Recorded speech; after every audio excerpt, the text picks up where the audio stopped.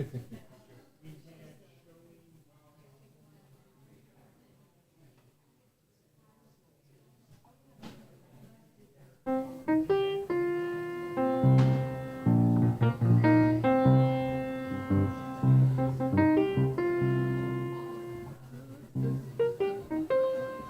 said book it, Dan. Okay, what is the Hawaii Five-O theme song? That was a great show. Did you watch that? Yeah?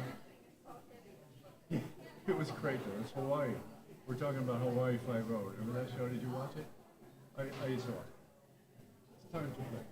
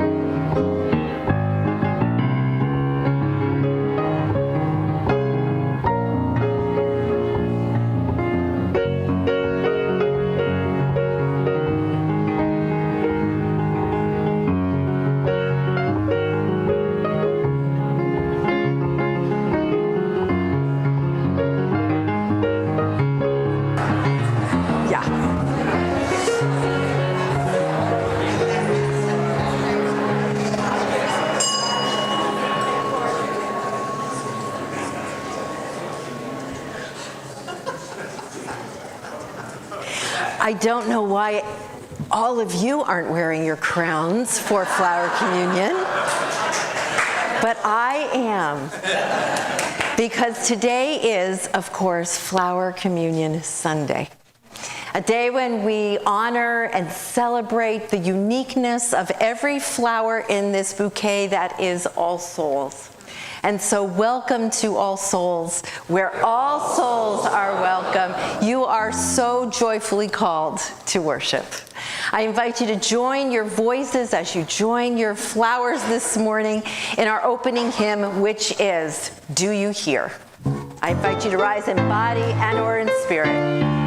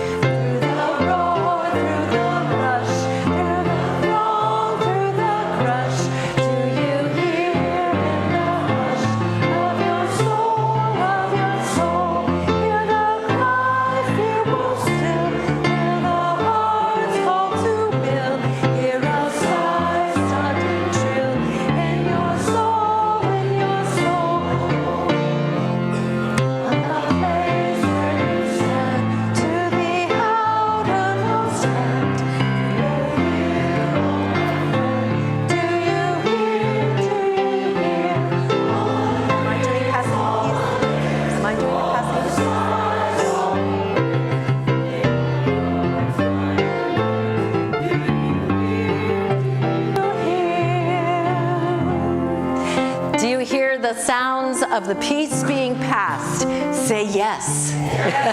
Yes. We, of course, take a moment to look to each other and offer each other a greeting of peace every Sunday morning. Those of you in the online pews, you are part of this. We welcome you and wave to you. We know that you are there. And if you are there for the first time, please let us know in the chat and we will welcome you properly. Anyone here for the first time today here in Unity Hall? I think there are quite a few of you and you're shy. We'll see you. Yes, we see you. We see you over there. Welcome. We will welcome you without overwhelming you. We promise. Let us offer each other a greeting of peace and make a joyful noise. Peace be with you. Okay, good. Peace be with you.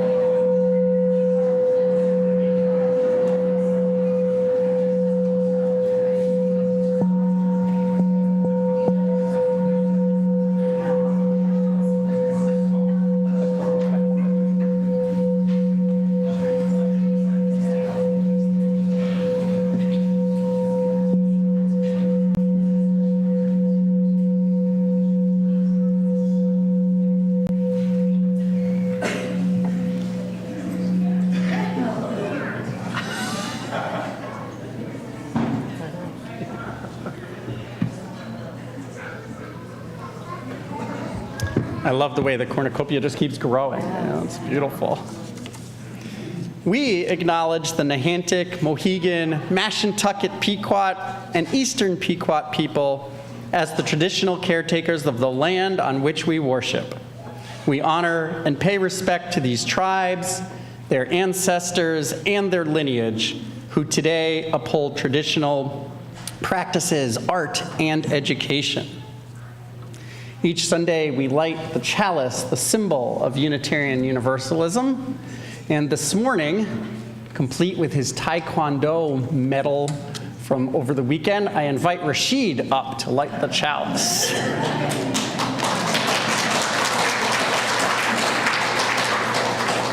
Mom, I think Rashid wants you to come with him.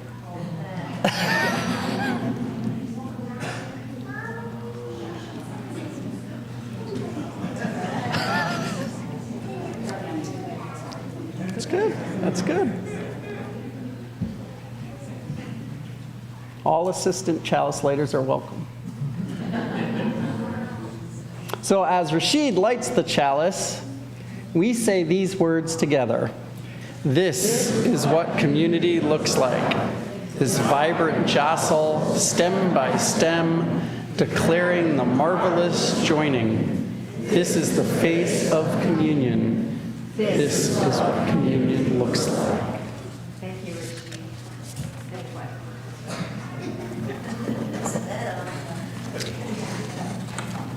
Each week we also light a peace candle for somewhere in the world in need of care and action.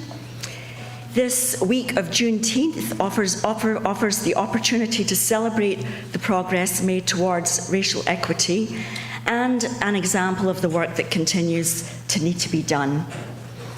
In East Haddam, the parents of an African-American student had to remove their child from the middle school after a group of 10 students who called themselves the KKK sent the child hundreds of racist videos, photos, and texts. The NAACP reports that it has been going on for months and that there have been other similar incidents. May we be aware of how the historical impact of slavery continues to shape our communities.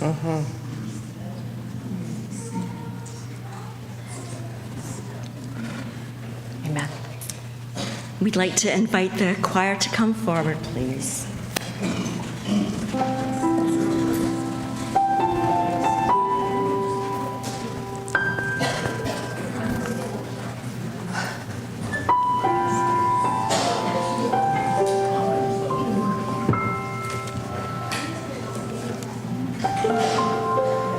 While the choir is assembling, I would like to announce that the music that we're singing today, the printed music, was actually donated by one of our members, Myra Herbert, in memory of her brother, Come on, Adam. Patrick Daniel Herbert, 1945 to 2012.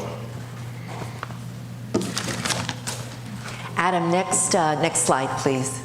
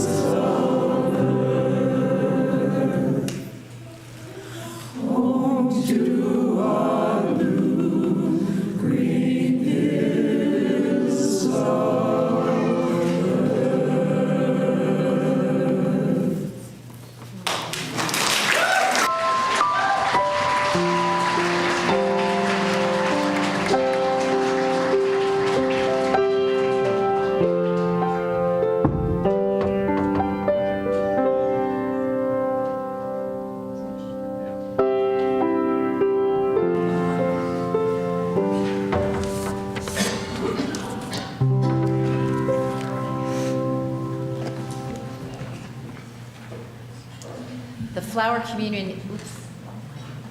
Sorry, Adam.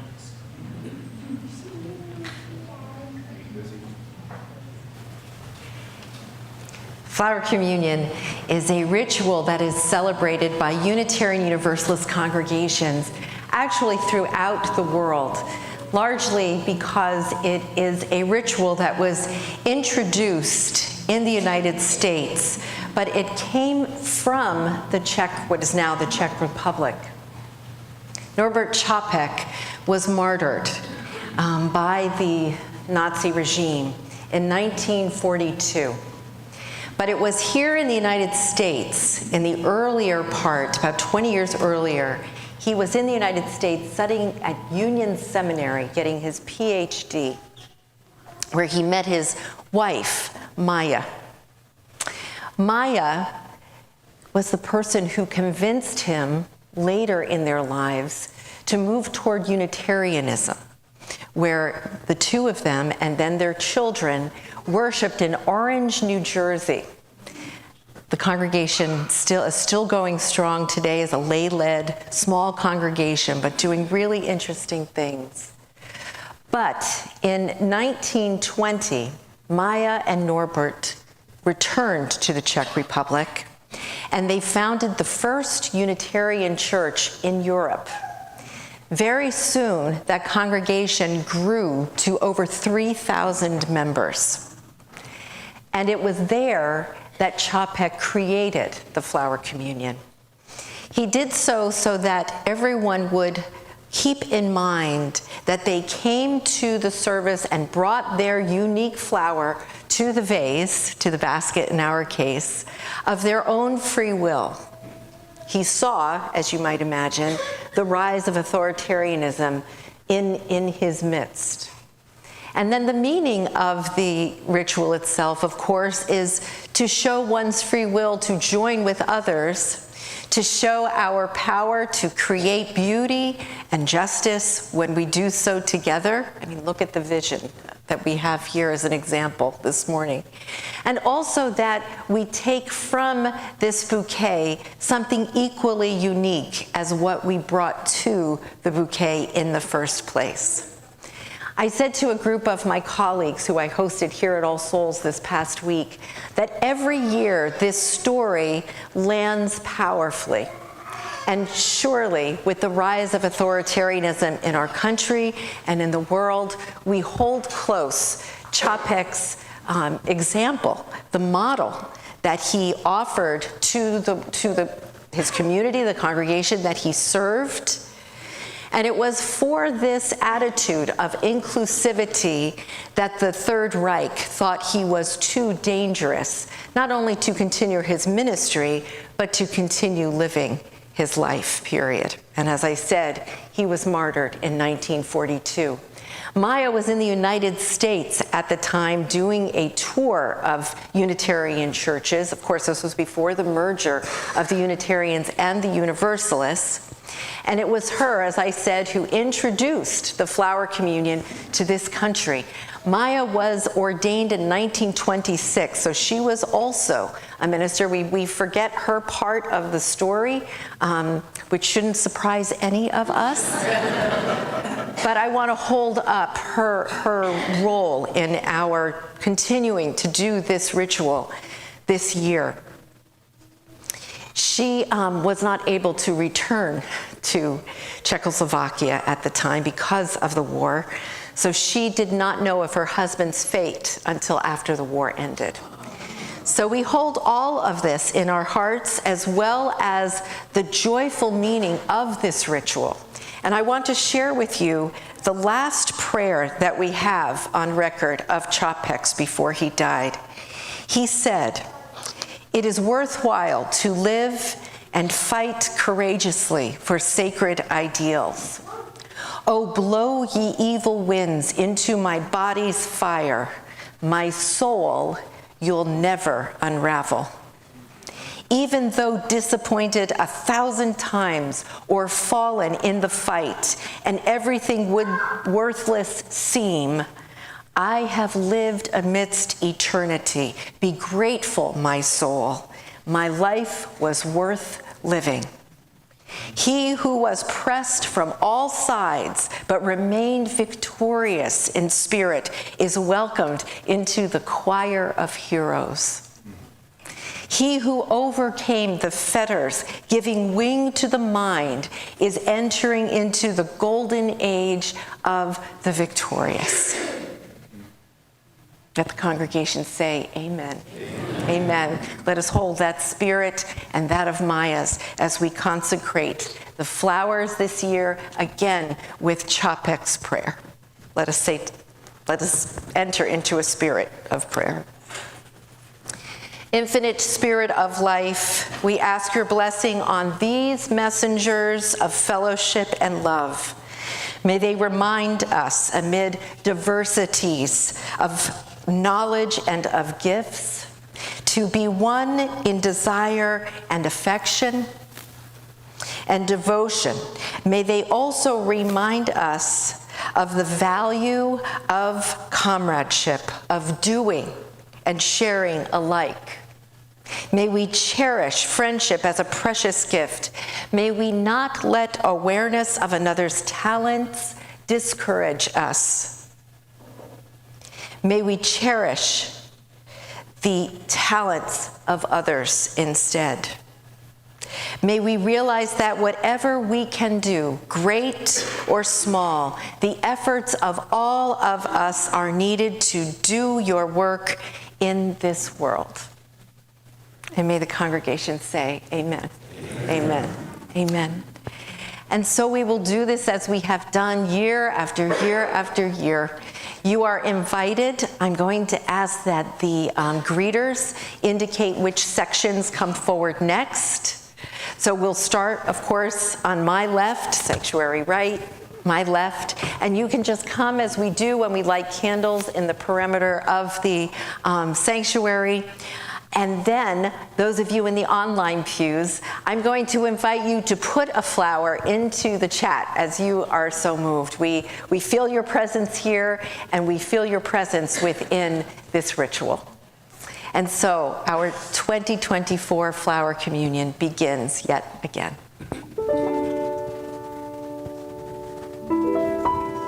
Oh, you know what else I wanted to say? Many years ago, in 2015, I preached at the UU congregation of Greater Bridgeport. And a member of that congregation told me that with every preacher from another congregation, she gives them one of these squares. And from the back it says, "From our flower communion to yours."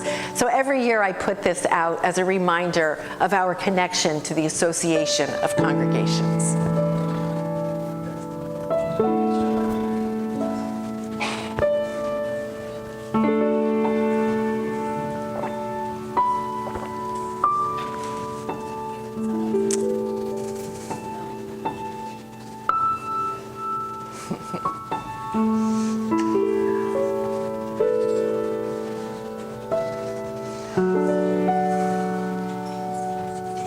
Take one for Paula.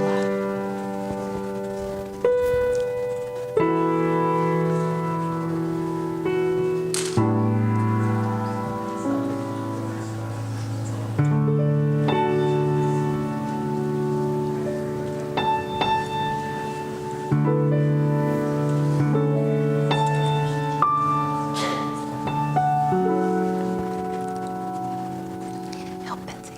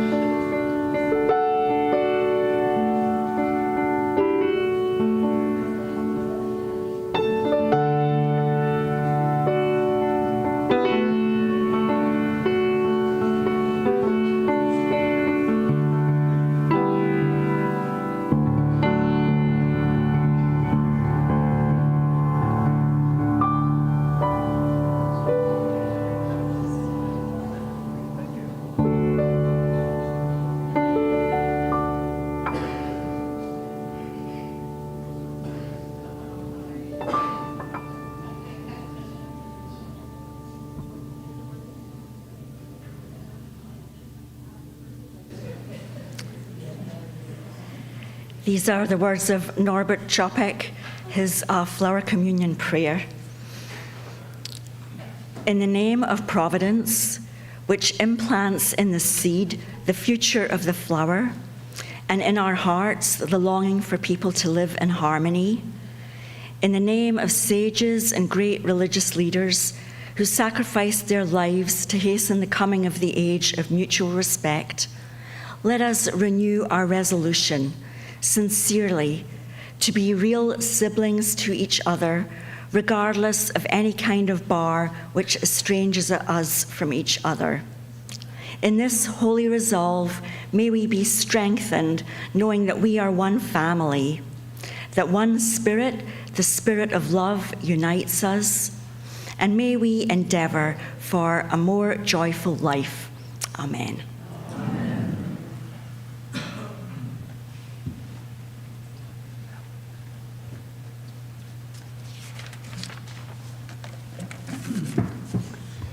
Resilience is defined as the capacity to withstand or to recover quickly from difficulties.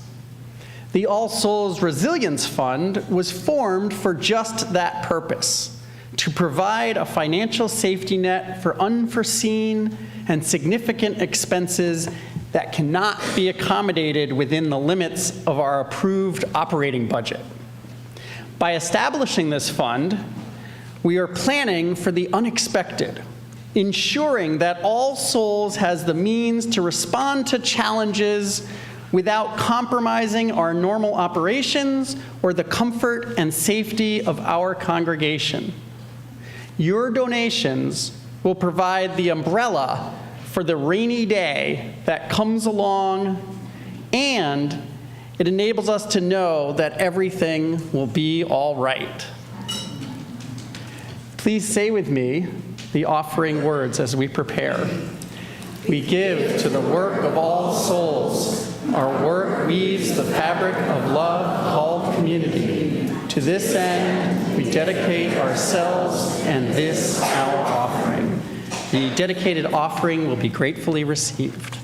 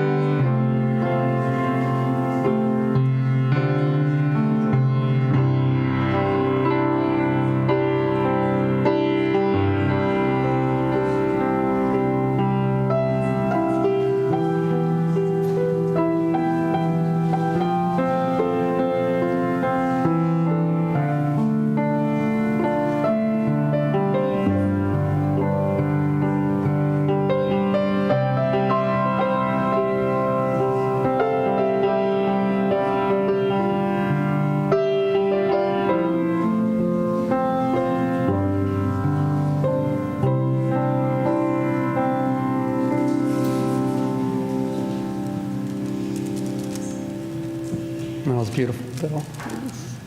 I love the way you were all just singing along. For all you have given and sacrificed, thank you.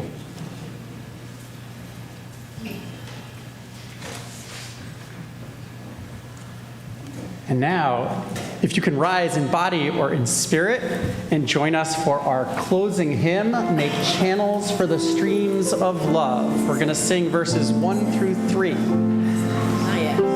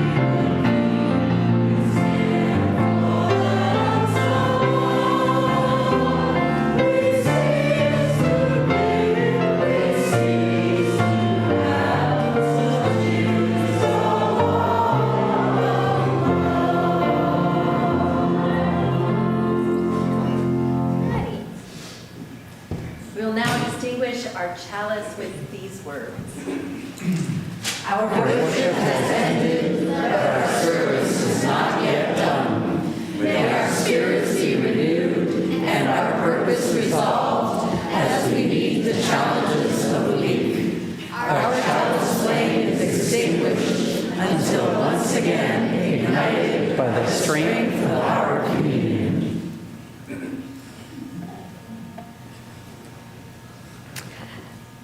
I'd invite you to reach your hands out to the wider world, and those in the online pews, your hand in your heart, reaching out to the community beyond the screen.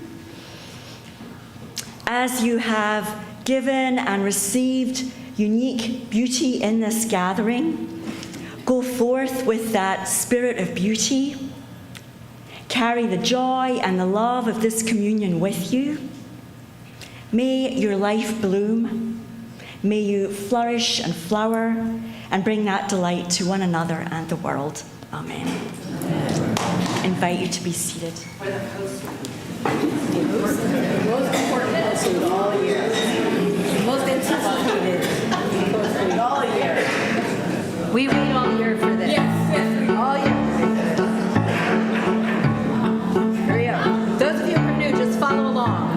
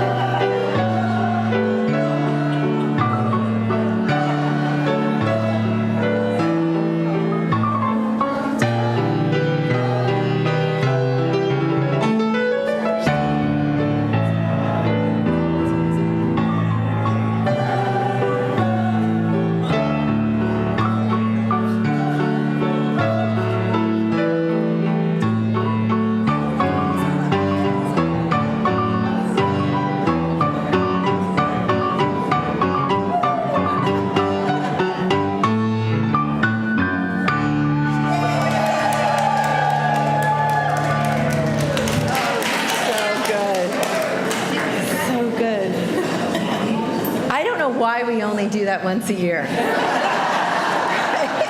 It makes it so thrilling at that once a year, but boy, if things go south at any time this year, we're going to do this, isn't it? Right? Yeah, let's hope we don't have to do it. Let's hope we don't have to do it. All right, announcements. If you are new and want to learn a little bit more about All Souls and about Unitarian Universalism, our welcome table is right by Sean. Sean will give a wave. It's right here. Someone will be there to greet you and answer your questions. Today, the Poetry Circle is meeting in the Vale Library right off of the lobby. And Charlie, give a wave. If folks have questions, you can ask. But just come to hear poetry, to share poetry. There's some extra poetry for you if you didn't bring a poem. There'll be something for you to read. Monday, June 17th, which is tomorrow, is a facilities team meeting at 7 p.m. Tuesday, there's a sharing circle at noon in the Vale Library. The Death Cafe is at 2 p.m. in the community room and the NASH room. It's what I have. Does that make sense? All right, that makes sense to you. So that's Tuesday at 2 p.m. And just come and you will be told where to go, so to speak. All right. I'll tell you where to go. All right. That's going to make me laugh all day. Okay. Next week, this is so exciting, is the Pride service. We're doing our Pride service We're doing our Pride service in June, like the rest of the world, like for the first time. And there's been a group of people who have been planning this together where there's going to be a glitter blessing. You don't want to, biologically biodegradable, cosmetic grade glitter, so everybody can feel good about that. Yeah. But Carolyn Carter and Jules Treadwell, Kyle Murray, Reverend Chuck Sharp, a guest, have been planning this for the past several weeks. It's been really fun, and we look forward to seeing you there. And finally, there will be a celebration of life for Laura McKean. Some of you may remember Laura. She was a member many years ago. Her husband is Larry Gorham, who is Lori Gorham's father, and Laura died, and so there will be a celebration of life for Laura Saturday, June 22nd, next week at 11 in the community room. Just a kind of small gathering, but you're welcome to be there. I think that is everything. Thank you so much for being here. Thank you, guests, for being here. It's been so nice to see new faces these past couple of weeks. Go in peace, and we'll see you next week for Pride.